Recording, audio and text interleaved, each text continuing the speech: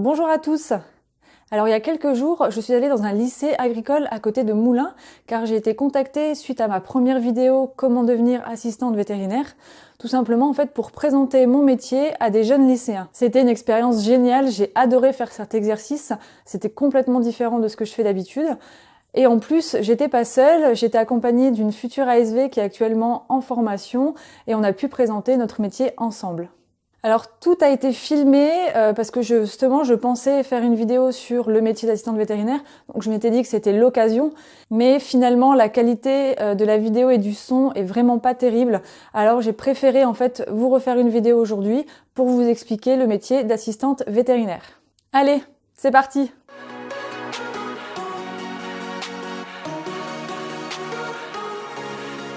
Alors être ASV, c'est avant tout être polyvalente. C'est vraiment le mot qui définit le mieux, je trouve, le métier. Vous êtes à la fois femme de ménage, secrétaire, standardiste, infirmière. Vous pouvez avoir des journées où vous courez partout. Vous rêvez en fait d'avoir le pouvoir de vous dédoubler parfois et même d'avoir 4 bras. Alors le GIPSA répartit les compétences en 4 blocs. Le premier, c'est conseiller la clientèle. Le deuxième, réaliser la gestion administrative. La troisième, assurer l'hygiène. Et la quatrième, assister le vétérinaire. Je vais me servir de ces 4 blocs de compétences tout simplement pour vous détailler les tâches qu'on effectue chaque jour. Bloc numéro 1, conseiller la clientèle. En fait, on y retrouve principalement tout ce qui va se situer à l'accueil, c'est-à-dire accueillir le client en face à face, la gestion des dossiers clients et des fiches animaux, donc modifier le poids de l'animal, enfin voilà ce genre de choses. Donner des conseils aux clients sur différents sujets comme la vaccination, la vermifugation, la reproduction, l'alimentation. Il y a également bien sûr de l'accueil au téléphone.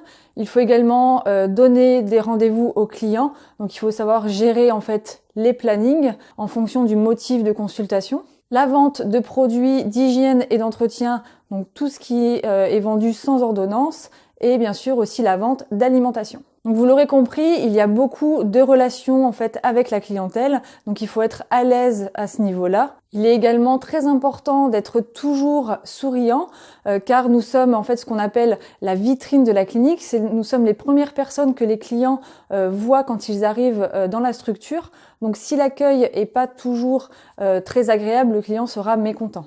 Il faut aussi être capable, bien sûr, de gérer les clients, ce qu'on appelle difficiles, quand ils sont donc pas contents de la prestation ou voilà ou du service. Donc là, il faut savoir gérer la situation, donc rester calme. Et il faut aussi savoir gérer les situations avec les clients qui sont face au deuil de leurs animaux. Alors parfois, il y a aussi certains clients qui n'osent pas en consultation ou même à l'accueil redemander au vétérinaire de lui expliquer, par exemple l'ordonnance, peut-être il y a certains points qu'il n'a pas compris, donc il va tout simplement attendre que le vétérinaire parte pour en fait nous demander, donc on doit être en mesure, on doit être capable de lui expliquer le traitement de son animal et également lui donner des conseils pour administrer le traitement à son animal. On doit également connaître la législation, que ce soit pour l'identification, la vente d'animaux, la législation par rapport à la vente de médicaments, au niveau également de la rage et également des voyages des animaux à l'étranger. Bloc numéro 2, réaliser la gestion administrative. Cette partie regroupe du secrétariat, bien sûr, comme l'envoi de mails à d'autres structures vétérinaires pour des suivis, par exemple, l'envoi de mails à des fournisseurs, à des clients également, des laboratoires. On peut également être amené à taper des comptes rendus que le vétérinaire en fait va tout simplement enregistrer dans un dictaphone et à la fin de journée, on peut être amené à taper ces comptes rendus puis les envoyer en fait aux clients et potentiellement à d'autres vétérinaires si l'animal est suivi par plusieurs vétérinaires. La gestion des stocks et des commandes qui est très importante. Car si dans la clinique le vétérinaire n'a pas accès à certains produits ou à certains matériels, ça peut être problématique tout simplement pour le bon déroulement en fait de la journée. On s'occupe aussi de la gestion des rappels de vaccination qu'on envoie en fait aux clients tous les ans pour ne pas qu'ils oublient la vaccination de leurs animaux. La gestion des impayés qui est pas toujours agréable mais qui est malheureusement indispensable dans une structure vétérinaire. La gestion du journal de caisse et de tous les encaissements en fait en règle générale dans la clinique. On remplit également les certificats, tout simplement pour avancer le travail du vétérinaire, comme les certificats d'identification, les certificats d'incinération et aussi les carnets de santé. Et certaines ASV peuvent également faire un petit peu de comptabilité. Une ASV doit donc être très organisée. Il faut qu'elle sache organiser son temps de travail et jongler avec la partie administrative, les différentes demandes des vétérinaires et également le client, que ce soit à l'accueil ou au téléphone. Elle doit donc connaître ses priorités. Bloc numéro 3, assurer l'hygiène. L'hygiène est très importante au sein d'une structure vétérinaire.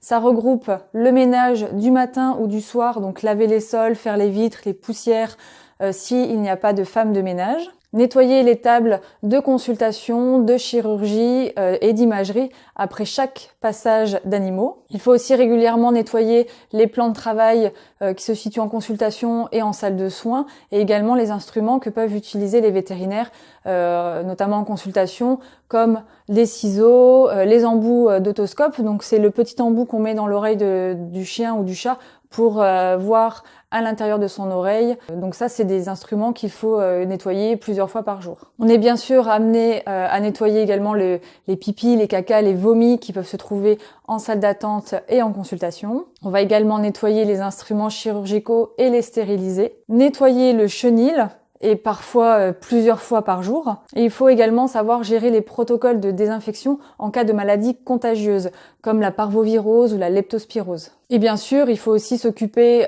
du nettoyage des blouses, et on va également se nettoyer les mains plusieurs fois par jour.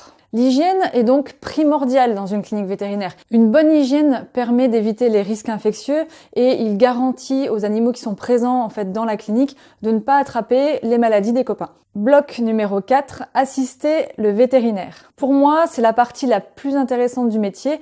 Elle consiste vraiment à assister le vétérinaire tout au long de la journée. Donc on va s'occuper de la contention des animaux en consultation, avant par exemple une chirurgie, donc pour lui poser un cathéter avant de l'anesthésier. Ça peut être aussi de la contention au moment de prise de sang ou même de soins pour des pansements par exemple. On va également assister le vétérinaire et l'aider dans la contention pour des radiographies et également des échographies. On prépare tout le matériel chirurgical avant les opérations et également avant les soins pour que le vétérinaire ait tout à disposition. On les assiste également sur certaines chirurgies, donc ça c'est vraiment intéressant car ça nous permet de mieux connaître l'anatomie des animaux. On est aussi capable de lancer des analyses de sang et bien sûr on participe aux soins des animaux qui sont hospitalisés. Il y a certaines choses que le vétérinaire va nous demander en fait de faire, changer des perfusions ou ce genre de choses. Donc ça, c'est nous qui nous en occupons. Et on prépare également les dossiers sur les appareils de radiographie ou d'échographie, en fait, avant que le vétérinaire tout simplement arrive avec l'animal pour faire ces imageries. Donc en fait, notre rôle, c'est tout simplement d'assister le vétérinaire et de lui faciliter son travail en essayant de préparer au mieux tout ce dont il pourrait avoir besoin avant chaque intervention, soin, consultation. Voilà, il faut qu'on soit là en fait pour préparer tout ce dont il aura besoin et parfois, idéalement même, sans qu'il n'ait à vous le demander. Il faut aussi être capable d'identifier et de gérer des comportements d'animaux agressifs, par exemple, pour que tout se passe en toute sécurité, que ce soit pour vous, pour le vétérinaire et pour l'animal. Donc pour conclure, pour être une bonne assistante vétérinaire, il faut avoir déjà une bonne condition physique parce qu'on peut avoir des journées où on va courir partout, on va porter des animaux qui peuvent être lourds, on va également porter des croquettes, donc des sacs de croquettes de 15 kilos. Donc la condition physique est très importante. On reste parfois également longtemps debout pendant une chirurgie, donc il faut quand même rester solide. Il faut être organisée, souriante, soucieuse également de l'hygiène et un bon sens du relationnel. Et je pense également qu'il faut être observateur, à l'écoute, ne pas avoir peur de poser des questions aux vétérinaires sur les choses qu'on ne connaît pas, parce que dans le métier, on apprend toujours énormément de choses, que ce soit des maladies, par exemple. Voilà, il existe une multitude de maladies, donc on ne les connaît pas toutes. Donc il ne faut pas avoir peur de poser des questions et surtout, il faut avoir du bon sens. Je trouve que c'est très important. Voilà, j'espère que cette vidéo vous a plu. N'hésitez pas à me poser des questions sur certains points si vous avez besoin de précision. Pensez également à vous abonner et moi je vous dis à très bientôt dans une prochaine vidéo.